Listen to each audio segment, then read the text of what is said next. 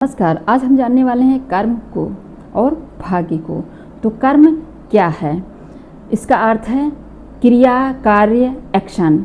लेकिन आध्यात्मिक और दार्शनिक रूप से कर्म केवल शारीरिक कार्य नहीं बल्कि शरीर से किया गया कार्य, जैसे बोलना, चलना, खाना पीना आदि वगैरह, और वाणी से किया गया जैसे सच बोलना, झूठ बोलना, और किसी को आशीर्वाद देना या श्राप आदि वगैरह वगैरह जो आप बोलते रहते हो। मन से किया गया कार्य, सोचना, समझना, विचार करना, ठीक है, ईर्ष्या करना, करुणा करना, दया करना, वो सारी चीज़ें मन से किया गया कार्य होता है।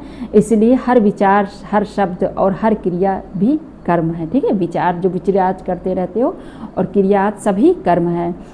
जो है जरूरी नहीं कि शारीरिक रूप से कुछ काम कर रहे हो तभी कर्म है।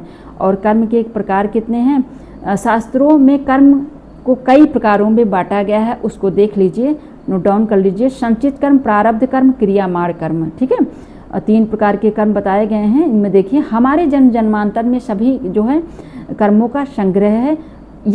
ये एक बैंक बैलेंस की तरह है। संचित कर्म कौन सा है?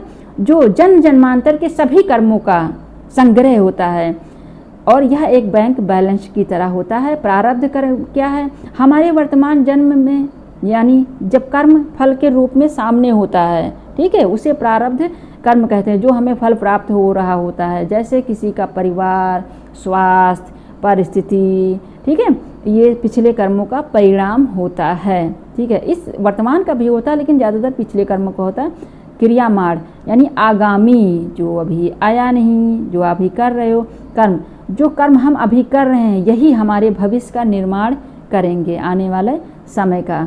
इसका सिद्धांत जैसा कर्म वैसा फल।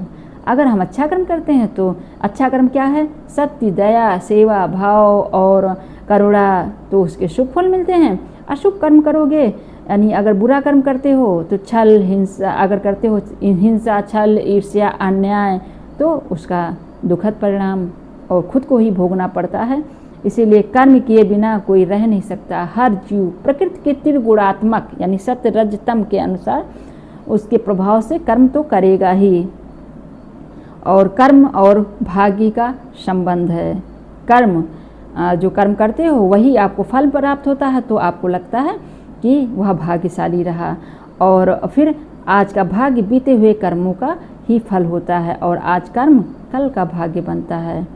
यानी भगवद गीता के अनुसार कर्म केवल करने की क्रिया नहीं है बल्कि निष्काम भाव से कर्म बताया गया है।